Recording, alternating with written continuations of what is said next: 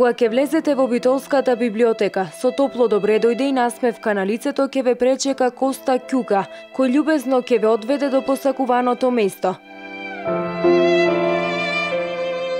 Коста, кој има Даунов синдром, во оваа установа работи повеќе од една година и е еден од 300 лица со попреченост кои влегува во програмата на владата за вработување. Тој вели дека е пресреќен за можноста која што му беше пружена и додава дека е одлично прифатен од сите вработени, како и од сите посетители кои доаѓаат во библиотеката.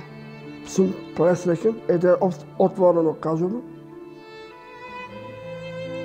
Пресреќен од нивното разбирање и добриот однос од мене. Значи, од страна на колегите и колежките. А од луѓето што доаѓаат тука во библиотеката? Исто така, сите што идат ги испреќам со убав и вака имајте убав ден со топла насмевка со све, знам, ерак. Директорката секој се пајле или геврече или да кажам геврек, апчиња кој има потреба од нешто, сето јас могам посам.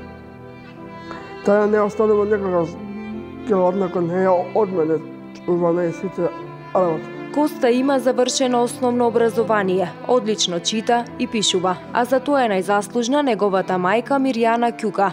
Таа вели дека кога го видела огласот за вработување на 300 лица со попреченост, се уште била скептична, особено по децениите безуспешни напори да му најде некаква работа на својот син.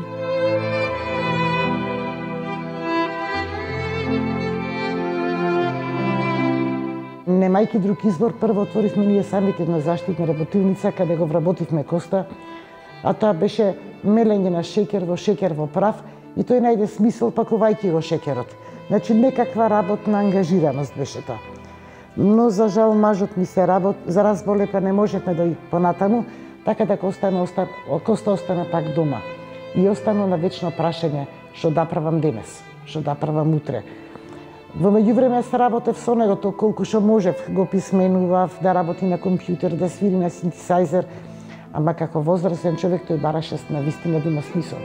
Одеше во центарот за лица со попреченост во Битола, каде што исто така не си наоѓаше местото, затоа што и ден денес таму работната ангажираност беше боење на боењќа, тој беше возрастен. Значи не беше тоа. Така да кога го видов огласот, една искрена надеж се роди во мене. Реков, нема да изгубам ништо ако се обидам, ако пробам, и ги поднесов документите. Сите околу мене ме исмејуваја, вика, ти си Алиса во земјата на чудата. Се уште веруваш во чуда. За среќа го видовме на листата на примени и тогаш почна една голема возбуда.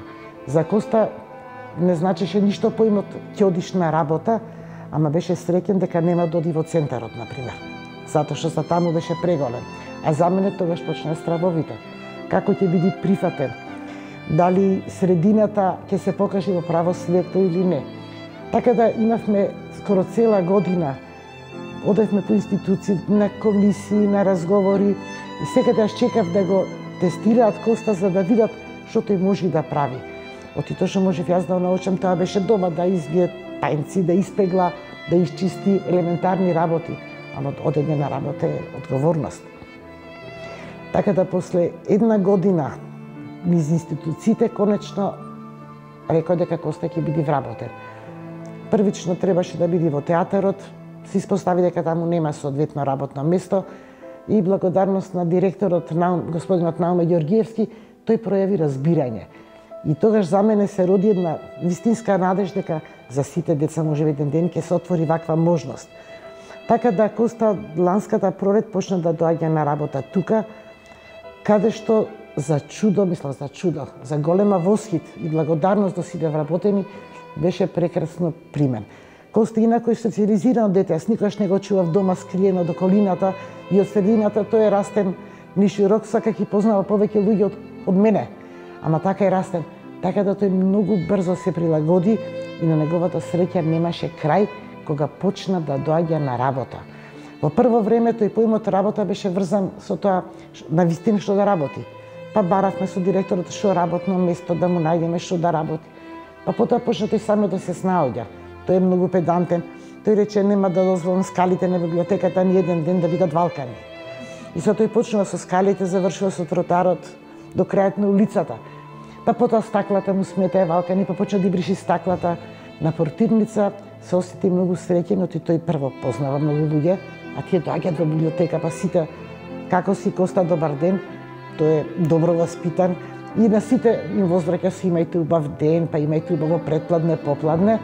Така да мене задоволство ми е кој ќе ме сретни некој на улица кој ќе речи еси онака оде во библиотека мат како е Коста, уште поубаво ми е кој ќе влезам внатре. Па ги части сите со чај, да не речекам дека ги обожава луѓето од колективот, на улица кој ќе сретни, она ми е колега, па трча да ги бакнува.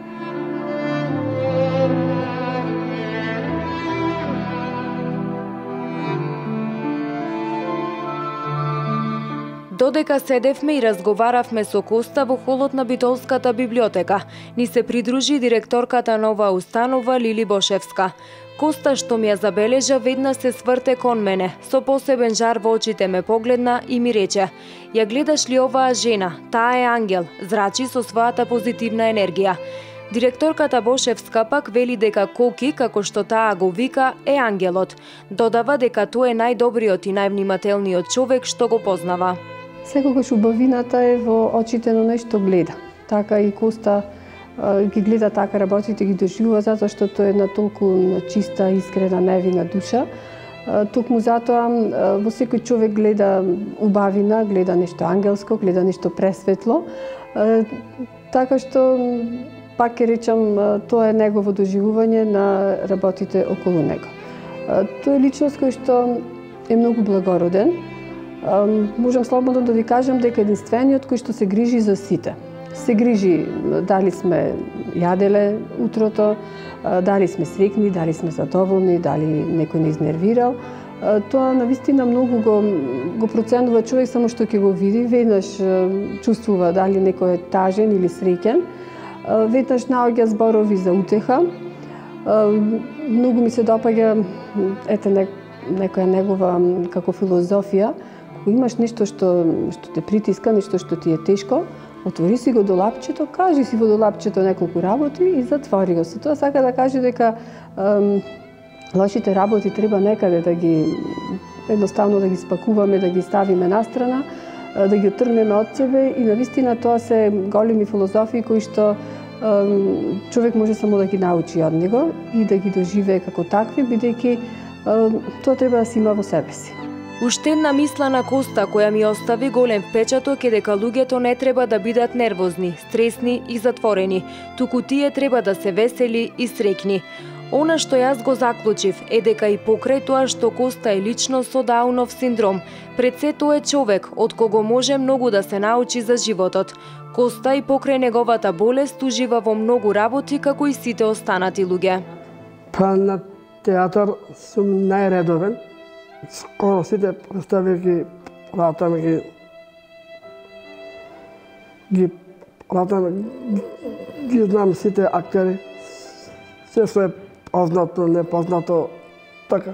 Овеќе има како што пишувам состави, значи така. Цел евтори овеќе и од пол овина да кажам. Раковиќ феномен, хален имам. Неколку тефтери, мисли, од почетокот, овеќе од половина, да кажам. Да се биде покрај Коста е едноставно привилегија. Со зборовите ви благодарам што ја ширите мојата приказна и насмевка на лицето. Коста не испрати. А она што јас го заклучив од денешната средба со него е дека животот со Даунов синдром воопшто не е лесен, но и покрај големиот број проблеми, препреки, лоши моменти. Коста достоинствено се борел и на крај излезе победник во неговата животна битка, да биде прифатен од општеството.